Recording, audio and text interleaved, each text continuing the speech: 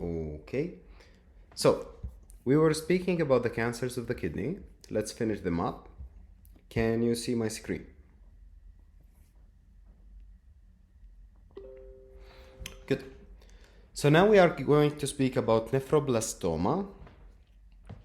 And this nephroblastoma, it also has another name, Wilms tumor. It's basically exactly the same. Nephroblastoma, Wilms tumor is exactly the same. They like to use both words. Why? To confuse you. But you should not be confused, okay? You should know both of them. So here is the thing. When they describe Wilms tumor to you, it's a tumor of the kidney. Well, we established that. We know that. But what makes it different? Well, it's an oma, not an carcinoma. Well, okay. But it doesn't mean that it's benign yet. So also called Wilms tumor. Most common malignancy of early childhood. You are like, wait a second, that's wrong. You just told us that the most common tumor, most common renal malignancy was renal cell carcinoma. And now you are telling us that nephroblastoma is the most common cancer? Well, basically, renal cell carcinoma is the most common malignancy in adults. Right here, a note, it's in adults. While nephroblastoma is the most common malignancy in children. So children age 2 to 4. It contains an embryonic glomerular structure. And basically, let me show you that because telling that without seeing it is kind of weird. So let's see it.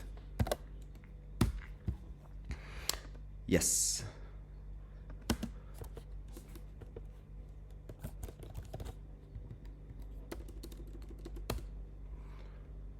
Okay, so you can see here the basically the Wilms tumor, and here is the thing. It looks really bad. You cannot even see something and be like, okay, this is the glomerulus and this is the tubule.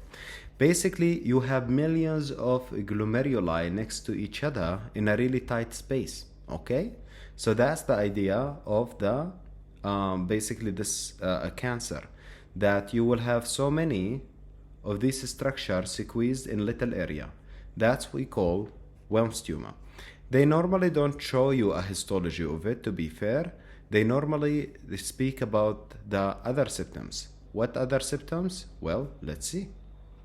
So the other symptoms of Wilms tumor go something like this. Mostly it will be in a child, and it will be really large, palpable. Well, you can palpate it. And the patient, the child, will have hematuria, like the renal cell carcinoma in adult, but now it's in children, and possible hypertension. It's associated with loss of function mutation of tumor suppressor gene. Okay, can you tell me please, if I have a tumor suppressor gene, how many alleles need to be mutated to get loss of function? How many alleles need to get mutated to get loss of function or mutation of tumor suppressor gene? It's two. Two tumor suppressor genes need to be deleted to get loss of function mutation. Keep that in mind. And what about an oncogene? Oncogene, it's enough to have one. Yes, oncogene 1, tumor suppressor gene 2. So we have Wilms tumor 1, WT1, WT2, on a chromosome 11. Well, all of this is just stupid stuff like memorization and stuff that is completely you cannot get the diagnosis from. But what can help you in reality is the Constellation of Syndromes. So here we have the following disorders. For example, we have Weger complex, in which the patient have the Wilms tumor and also have some other problems. So in Weger, W for Wilms tumor, A for anardia. Let's take a look of the anardia, and let me tell you how can you take a look at the patient and be like, okay, he has anardia. To start with, what is anardia? Anardia, it means an in Latin means absence. Ardia means what? The iris. So absence of the iris. So what is the iris? Iris basically it's a structure of inside of your eye that gives it the color. Not these guys as well. So we say like this person iris is blue, and that that person iris is brown. Yes, the iris is the colored portion of your eye. So if it will be absent, if it does not exist, the whole thing will be ditch black basically. Yes. So let's take a look about anardia. See, it's ditch black. When you look at this patient eye, he will look like he's looking into your souls. So so let me copy this.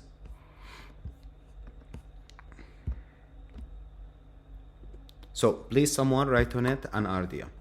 So this anardia, they basically, they like to show it on the test. They basically do not have an iris, or it's, as you can see, it's cut. It's not the whole way. Yes? Well, you can imagine. Do you think this patient will have a problem with with the sun? Do you think the sun will be annoying to him?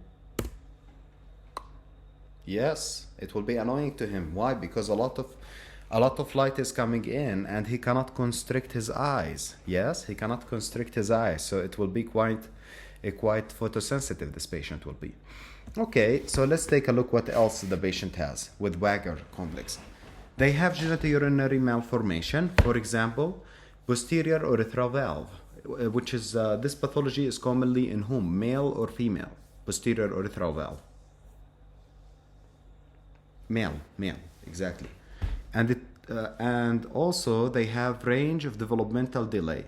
Well, I have to say, like in the previous first aid, they used to say retardation. Now they changed it. They made it range of developmental delay, retardation. Okay, they have mental retardation.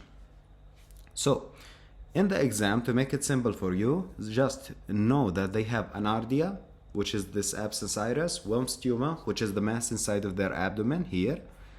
And also know that they have this hypertension and hematuria.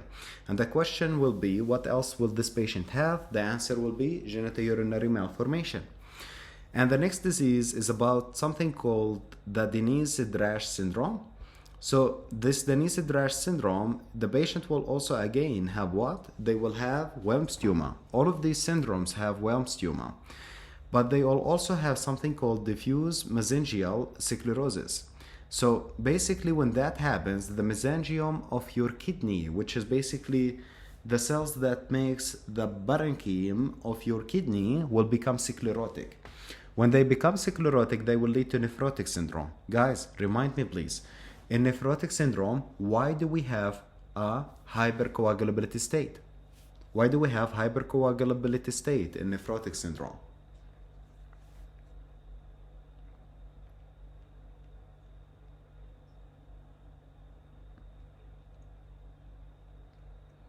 No, in nephrotic syndrome, we have a hypercoagulability state because we lose one protein. That one protein is called antithrombin 3. Okay? We'll speak about it more in hematology. Why people with nephrotic syndrome have more risk of infection? Why they have more risk of infection? Yes, they lose their immunoglobulins. That is correct. Remember, nephrotic syndrome is a problem in which you lose a lot of proteins. Yes? So if you take a look here at nephrotic syndrome, these patients will be losing a lot of proteins. They lose antithrombin 3, leading to hypercoagulability state. They lose the IgGs, which lead to infection. Okay, what leads to the edema? What they are losing that leads to the edema?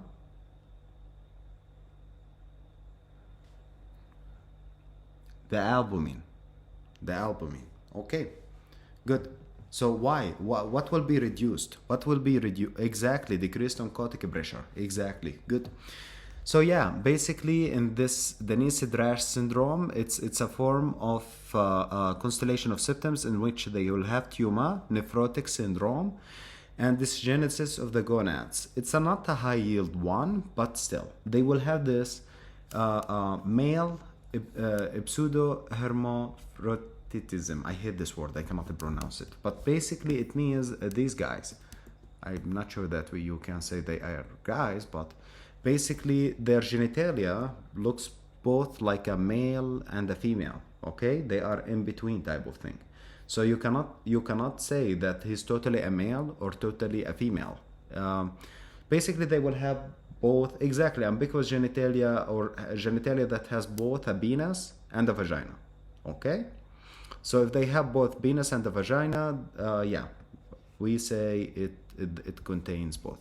You must know about this pathology because of the ambiguous genitalia, in which they look like they have two in one, basically. You must know this. Occurs in males. Both. This pathology occurs in both.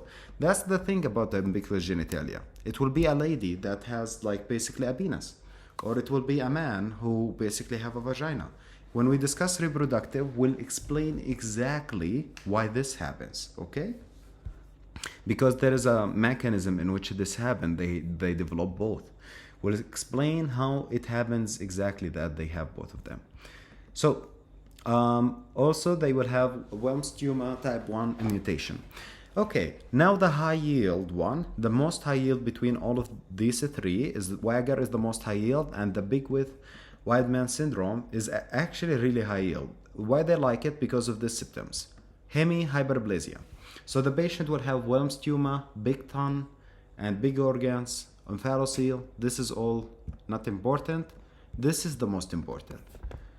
Let's take a look at it. Well, this patient, when you take a look at them, they have this thing. Look, one arm is super big, one arm is super small. Like half of their body will be big, and half of their body will be super small. So when you see that, don't think twice. It's this syndrome, okay? So this is the first picture, and I saw one that they common. Oh yeah. No, not this one. Yeah, you can see here also the big tongue. Big tongue. And here you can see like legs that one of them is really big, the other one is really small.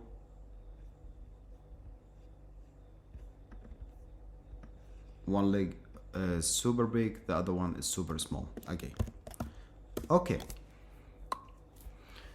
Good. So again, in big with Weidman syndrome, they will have the Wilms tumor, big tongue, organomegaly, like the liver will be big, and hemihyperplasia, which is the most important one. And I want you to know that it's the only one between all of the pathologies that actually has the WT2. All of them has WT1. This is the only one that have the WT2. Okay? So, and also they will have omphalocele. What is omphalocele? Well, omphalocele is a pathology that we are going to speak about it in MI.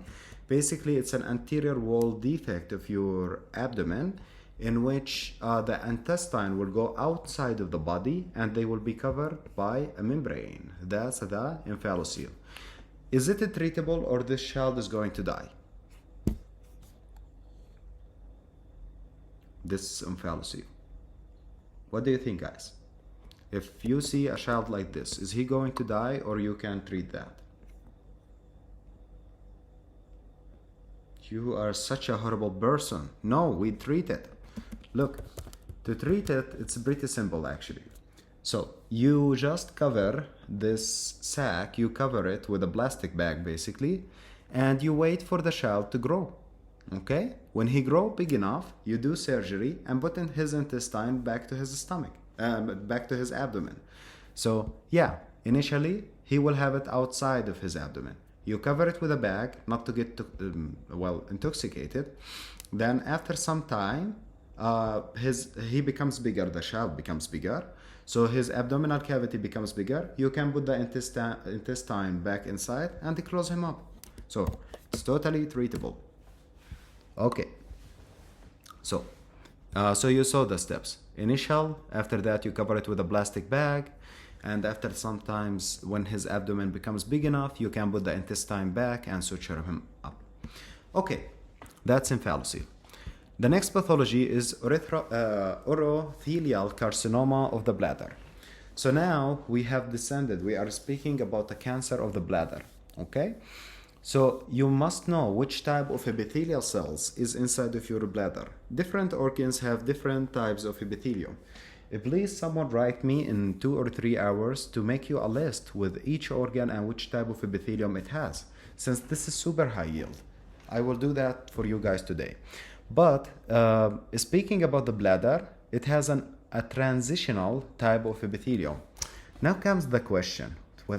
I get it. Like when you tell me it's simple, I know it's one layer. When you tell me it's complex, I know it's many layers. But when you are telling me transitional, this is weird. What is a transitional epithelium? Basically, look here.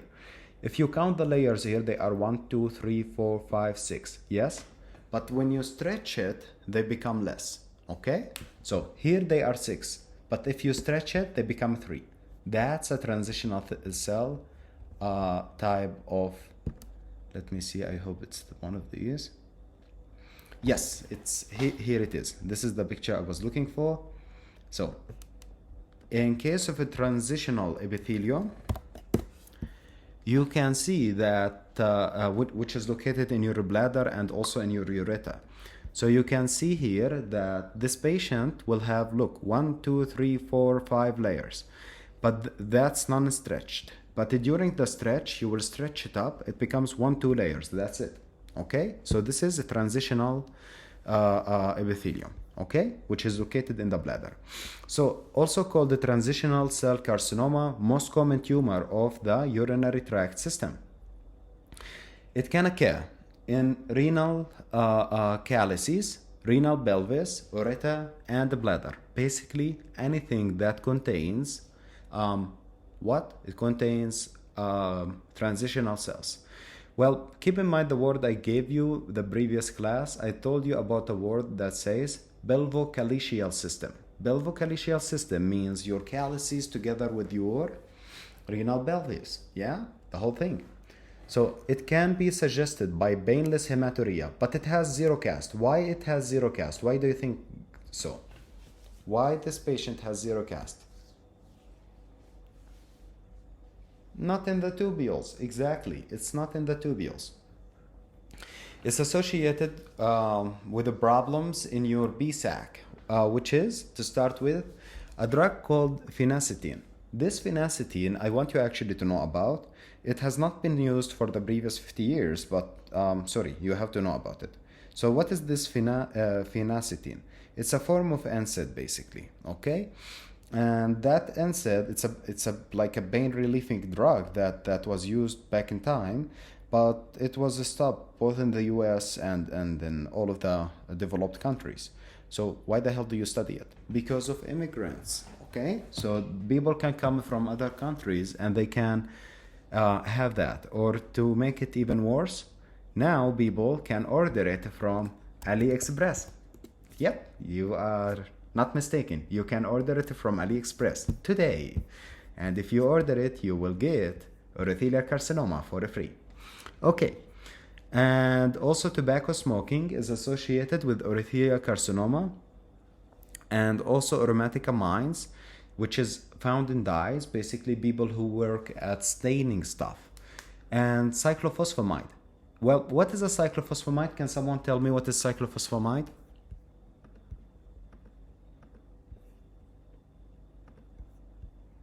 Well, cyclophosphamide is basically a chemotherapeutic agent, okay?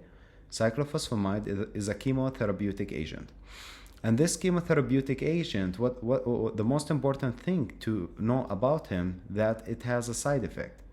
And that side effect we call is hemorrhagic cystitis. So, oh yeah, here it is. So you can see, yep, cyclophosphamide leading to hemorrhagic cystitis. Continuous basically inflammation of the bladder can lead basically to what? Cancer, okay? So, yep, cyclophosphamide can lead to bladder cancer. Okay, good. So now we are going to speak about how it looks like. Well, I want you to appreciate this fact. If I'm speaking about epithelial projection like this, okay? And then it has vessels inside of it. So it has blood vessels, blood vessels, blood vessels. And then I cut it and look at it from this side. What I'm going to see? What I'm going to see is a structure that looks like this. I'm going to see a circle, and in the middle of it, I'm going to see what? The vessel. Yes? Okay. Now you saw that. Let's now take a look at transitional cell carcinoma of the bladder. When you take a look at the transitional cell carcinoma of the bladder histology,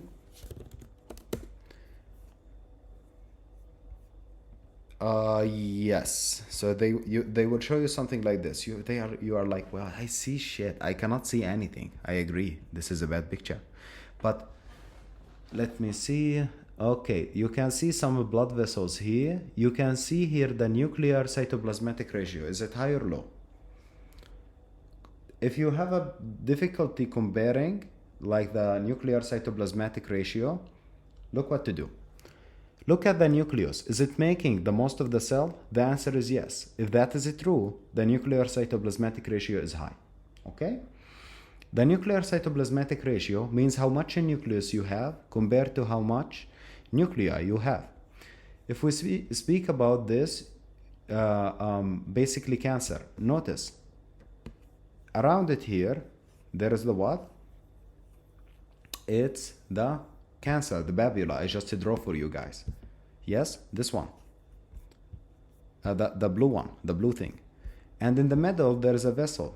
That vessel contains what inside of it? If you notice deep enough, there is monocytes inside of it. Basically, and RBCs and a lot of garbage inside. So basically, you don't have to know the exact histology, but you need to keep in mind that there will be a vessel in the middle of a babula. So they write for you here, there will be a fibromuscular core in a babillary tumor. So the babillary tumor will be around, and in the middle, there must be a vessel, okay? A vessel in the middle, and around it, there should be a babula. Yes. Okay, so if we speak about this cancer, urothelial carcinoma of the bladder. Basically what happens in this patient that they have babillary projection inside of their bladder. Even, you know what, let me show you a gross picture of it and that will help. Okay. So if you take a look at the gross picture of it, it's a lot of babulas growing up, yes? So you notice this and you're like, this is disgusting. Well, yeah, I know. And then let's imagine you cut it. You take a cross section of it. Yes? You take this thing and you cut. What you will see if you cut it? Well, basically this is a lot of babulas. Babulas do something like this. Let's clean the screen and speak how the babula looks like.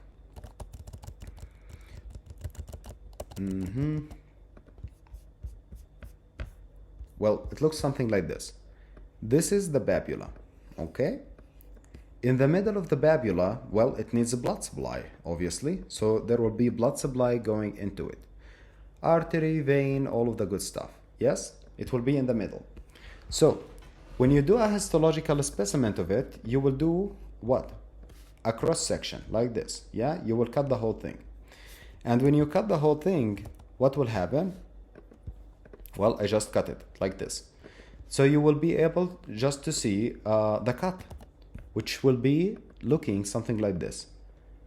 It will be a circle, and in the middle of the circle, you will see what? A vessel. Yes? So if you take a look here, you have a fibrovascular core, which is this one, and around it, there is this babillary tumor, which is the rest of it, this thing. Why? Because it was just cut it here. Yes? Okay. And yeah, basically you need to know the risk factors of it, which is mostly smoking, phenacetin. Regarding phenacetin, does it exist anymore in the US? Or is it illegal? It's illegal to obtain that drug. Yes, it's illegal. Okay, so if they ask you what is the most common cancer of the bladder, you must say it's a transitional cell carcinoma. Squamous cell carcinoma of the bladder, on the other hand, exists, but it's not the most common cancer. Chronic irritation of the urinary bladder leads to squamous metaplasia, which is a form of cellular adaptation. Remember, metaplasia is one cell becoming a different type of cell. So the transitional cell has become what? Squamous cell. So, and the metaplasia, if it persists for a long period of time, it becomes dysplasia and then cancer. Okay? Again, so bladder has a transitional cell. Get irritation from what? Well, multiple things. We'll speak about them later. And then, after this irritation for a long period of time, there will be metaplasia. After metaplasia, dysplasia. After dysplasia, squamous cell cancer. Okay?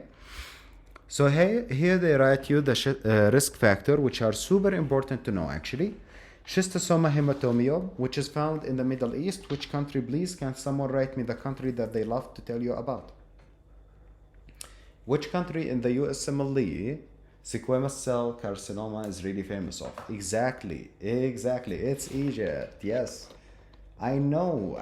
It's horrible. I don't know. They love stereotyping countries. But yeah, it's for the USMLE, it's Egypt. I feel like seriously these guys in the USMLE are the best racist people. They just sit there and they are like, let's do stereotyping now. So anyway, next one. Schistosoma hepatobiome infection, which is really common in the Middle East. And let's take a look at this schistosoma hepatobiome. You must know how it looks like actually. I will speak about it again in microbiology, so if you don't get it now, it's okay. So if you take a look at the schistosoma hepatobiome, remember, it has a spine, and notice, the spine is terminal. So this is basically a protozoa, and this protozoa comes from water, okay? So it comes from water. Which water in Egypt? The Nile, okay? So this is schistosoma hepatobiome. And schistosoma hematobiome lead to bladder cancer, okay? But if we compare it to another type of schistosoma, which is called Schistosoma Mansoni, there is something called Schistosoma Mansoni. Well, Schistosoma Mansoni, to start with, it looks different. It has a lateral spine, okay? So this spine is lateral. So when you see the lateral spine, this is Mansoni. It's a Mansoni. So the Mansoni, it does not lead to this bladder cancer. Instead, it leads to portal hypertension. Okay, it leads to portal hypertension. Okay, so let's go back to first aid. So here they mention schistosoma hepatobiome infection, which is common in the Middle East. Chronic cystitis, which exists, but this is more about step 2 material. And smoking and chronic nephrolithiasis, which will be for a really long time. That also can lead to squamous cell carcinoma. It presents with painless hematuria with no cast, obviously. And a really quick question.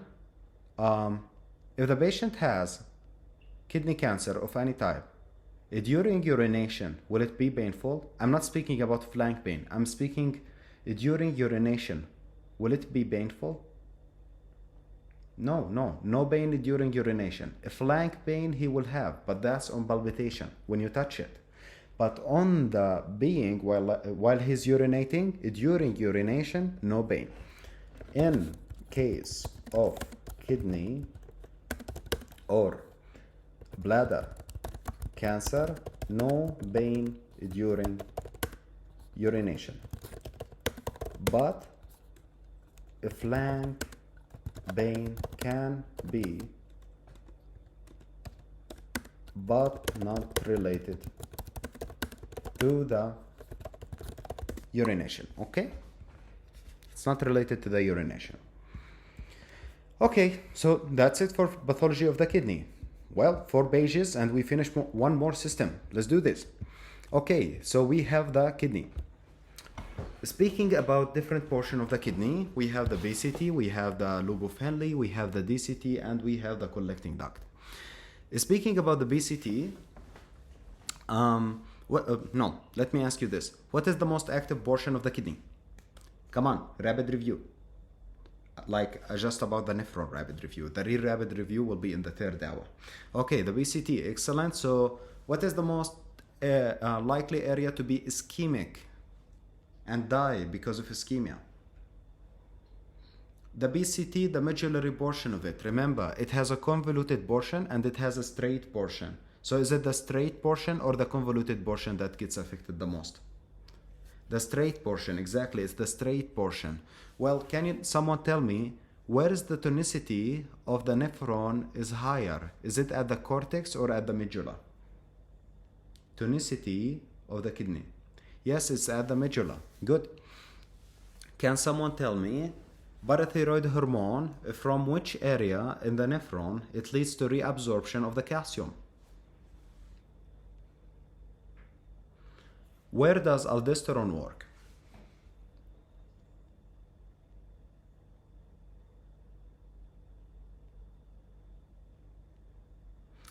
Aldosterone mainly work at the principal cells, the distal portion of the distal tubule, and the collecting duct, and the alpha intercalated cells as well. Okay, but if we speak about this portion, which is the proximal tubule, we do not have angiotensin. We do not have the aldosterone working there, but we have angiotensin 2 working there. Okay, one more question, please. Urea can be reabsorbed at which portion of the collecting tubule? Is it the cortex or the medulla? The medulla. This is high yield. You must know that. Okay, the next thing is okay. Where does loop diuretic work? Just tell me the numbers 1, 2, 3, 4, 5, 6. Okay, just the number. There is numbers here, guys. There's like number 1, number 2, number 3, number 4, number 5, number 6. So it works at number 3. Loop diuretic works at number 3. What about thiazide? Thiazide. Yes, number 4. Okay, let me go a little bit deeper and ask you about Fanconi syndrome. Which area will be defected in Fanconi syndrome? Yes, it will be the BCT. Excellent. Okay, what about in case of Liddle syndrome? Liddle syndrome.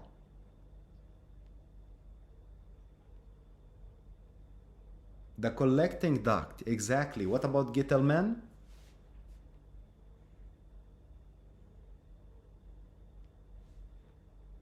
The DCT, excellent. What about Barter? Barter. Yep. The Barter will be the ascending lobe of Henle, which is this portion. Okay, good. That was a really good quick recap. Now we are going to speak about some drugs. So Mannitol is an osmotic diuretic, okay? That osmotic diuretic like to suck water. So when it's released in the urine, it goes here and he's like, okay, let me suck all of the water you have. Well, he's like, sure, let's do this. So it takes all of the water you have back to the tubules. And it takes all of the water and get it outside of your system. Do we use it? Yeah, sometimes. We'll speak about for what exactly in a second. We must... when do we... Oh, the raccoon eyes. There is 2 pathologies. Nephroblastoma. It's in 2 pathologies. I told you to be careful. It's not nephroblastoma, it's neuroblastoma. Neuroblastoma, that's one. You will see the raccoon eyes. And the second one is a fracture of the base of the brain, okay? Of the base of the cranium, basically. Okay? I got it. You got confused between nephro and neuroblastoma. Yeah? So remember, you will have the raccoon eyes. Yeah, this is high yield. Don't get raccoons near you. By the way, what disease do raccoon transmit in the US? Speaking of raccoons, rabies, exactly. Good. Guys, if someone get rabies, and then he develops symptoms of rabies, basically he has this, he becomes afraid of water, this patient becomes afraid of water, and he has these neurological symptoms. Can we treat him? No way. You give up. Well, just give him a lot of sedatives. So, oh, really? One case of girl who recovered? I did not know about that. For the USMLE, they keep telling us that they will die. Cool, I will read about that. Okay, guys, so someone is saying that there is one girl that recovered. I will check that out. But so far, according to the USMLE, they will keep telling you to choose the prognosis is super bad. Okay, keep that in mind. Okay, so it can be from a bat bite. That's correct. Okay. So, and sometimes you cannot even feel the bite. That's the problem, bat bite. So do not go into caves, please. Okay, so also we have acetazolamide, which is a carbonic anhydrase inhibitor. We'll speak about it in deep. And the next one, only one person has survived rabies without a vaccine. Okay, so, and loop diuretics work here. Thiazide diuretics work here. Potassium sparing diuretics work there. Now we will go to each one of them more deeply. Starting with mannitol. Mannitol, the mechanism of it, it's an osmotic diuretic, and osmotics mean that it sucks water, okay? So it increases tubular fluid osmolality, okay? And that increases the urine flow. Basically, you have more osmoles, which is the mannitol, going inside of your kidney, which sucks more water into it, which lead to creation of more volume. To illustrate that, you have basically, again, like your tubules, mannitol is here, so it sucks more water into it, which lead to more water going forward, which lead basically to more urination. So it decreases intracranial and intraocular pressure, okay? So why do we use it? We will see. We use it for a drug overdose. Why? Because it makes you urinate more. If you urinate more, you will clear the drug outside of your system much more quick. We also use it for intracranial and intraorbital pressure when it's elevated. Well, let's try to explain that. How the hell did this work? Well, if we say that this is a brain cell, okay, and it has a nucleus in the middle, and it's swollen, and next I bring mannitol. Mannitol has really high osmolality. So this cell now is swollen and sad, okay? She's like, I'm fat. And she's really sad about that. So mannitol come, and the real man comes and suck all of the water out of her. Okay, so she becomes thin. She becomes really thin. Yeah? And mannitol takes all of that water and bring it outside of the body. So she's happy. Okay? So, okay. Drug overdose, elevated intracranial and intraocular pressure. Okay? So what are the adverse effects? Dehydration is one, because you are losing a lot of fluid. Hypo and hypernatremia, which I'll explain in a moment, and also pulmonary edema. Well, that one does not make sense, you know? Why would a drug lead to hyponatremia and hypernatremia in the first place? Well, if I'm speaking about mannitol and I gave it to someone in his blood, okay? Now this substance is, until this moment, it's in his blood. So when it goes inside of his blood, what will happen to the volume of the blood? What will happen to the amount of the blood that you have now? So the amount of the blood will increase significantly, yes? So when the amount of blood will increase significantly, you will have more osmolality of the blood. That will lead to more water coming to the blood, yes? So when you have more water coming to your blood, what will happen to you? More blood, more water inside of it. What will happen to the concentration of sodium? What happens to the concentration of sodium?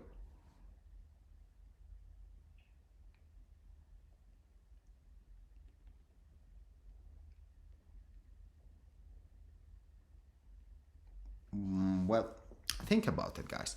Now, let's imagine that I had, well, let's say 10 molecules of sodium. And I had 100 molecules of water. So the concentration of sodium to water was 10%. Yes? Now the water increased. Why? Because of the mannitol. So now the water has become 1000. Okay? So what will happen to the concentration of sodium? It will be 10 in 1000, which is 1%. So the concentration of sodium reduces. So that's hyponatremia. Yes?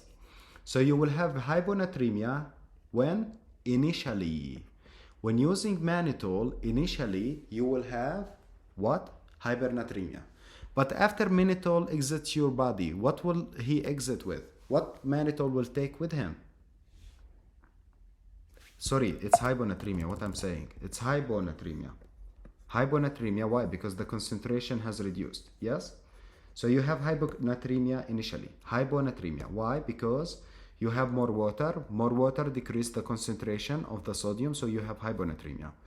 So then the mannitol will exit your body with what? With water. So when it will exit with the water here will reduce, yeah? So it will reduce significantly. So instead of 1000 water, you will have 50. So the sodium is still the same. So the concentration of sodium will be 10 over 50, which is 20%. So the patient have hypernatremia. So now you can understand why mannitol can cause both hyponatremia and hypernatremia. Yes? Okay. So far so good. And there is one more thing you must know about. That it can increase your extracellular volume significantly. And this mannitol can increase your extracellular volume significantly. And the increase of the extracellular volume can lead to pulmonary edema. Okay? So let's go back here. They say side effects: dehydration, obviously, hypohypernatremia, pulmonary edema. It's contraindicated in case of anorrhea. Why? Well, if you have anorrhea, you are. What does anorrhea mean? First of all, does anybody know what anorrhea mean? No B. Yeah, you do not urinate. Exactly. So if you cannot urinate, is it wise to put mannitol inside of the tubule that will make it really highly smaller, but you cannot get it out? It's not wise. It's not smart. You will basically make the patient mannitol level in his blood really high. And if it becomes really high, it will suck the water from all of his cells. Basically, it will lead to atrophy of his brain and you will kill him. So if you like the patient, please don't do it. So also heart failure. Why? Because you have less perfusion to the kidney, and you will have, if you have less perfusion, what happens to your GFR?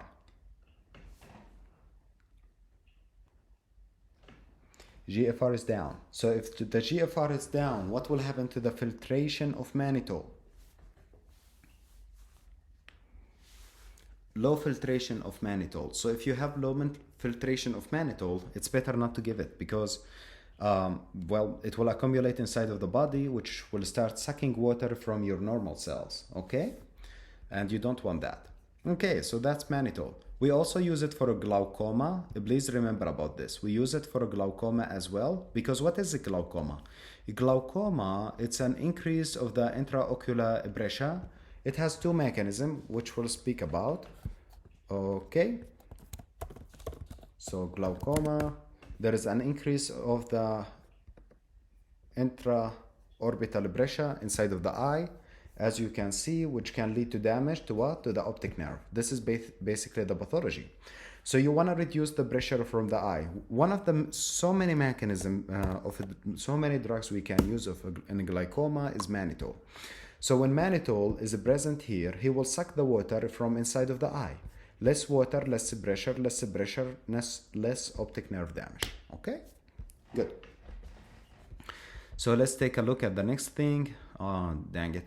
Okay, well, now we will take a break and I will open a pool. Please, guys, participate in it. See you guys in 10 minutes.